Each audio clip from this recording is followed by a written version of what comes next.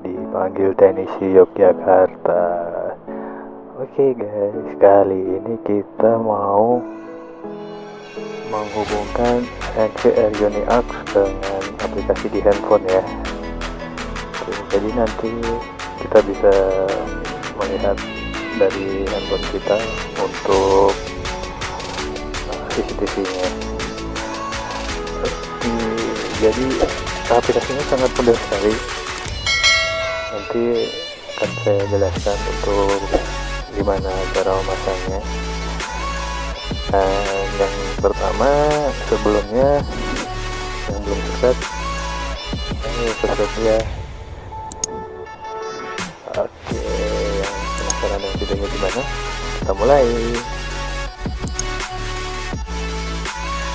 Oke, pertama kita install dulu EZ View-nya, cari di Google Play Store ya.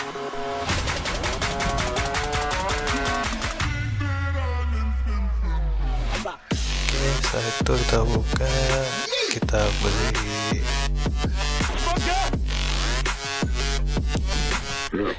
Oke, kita bikin dulu ID-nya yang belum bikin. Oke, setelah itu kita login.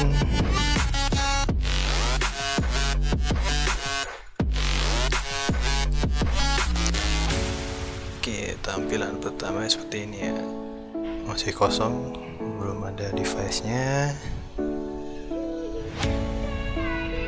Oke, kita coba add dengan cara scan ya, yang ada di DVR.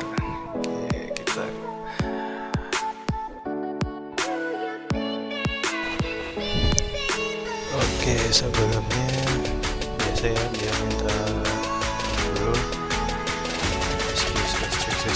kasih dulu, kita kasih permission di kamera lokasi. Oke, terus scan, kita kasih nama Uniarch ya.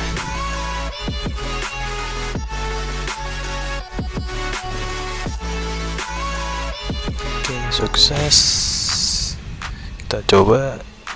Oke, tersambung.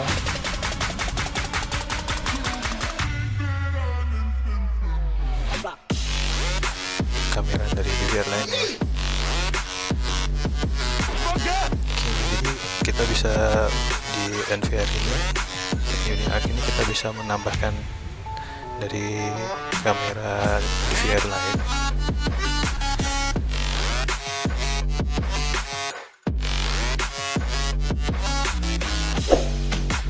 Jadi lebih enak ya untuk pemakaiannya,